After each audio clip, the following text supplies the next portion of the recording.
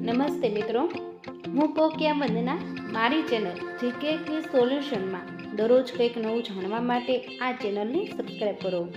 આજનો પ્રશ્ન છે, કયું પક્ષી પોતાનું માથું ઊંધું રાખીને ખાય છે? એ. ચકલી, બી. પોપટ, સી. Flamingo, D. ઘુવડ.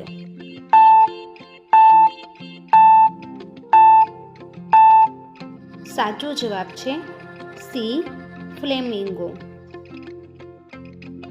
દોસ્તો, તમને મારો આ વિડીયો પસંદ આવ્યો હોય તો લાઈક, શેર અને સબસ્ક્રાઈબ કરવાનું ભૂલતા નહીં. અને હા, બેલ આઇકન ઉપર ક્લિક કરો જેથી દરરોજના નવા વિડીયો જોવો સૌથી પહેલાં.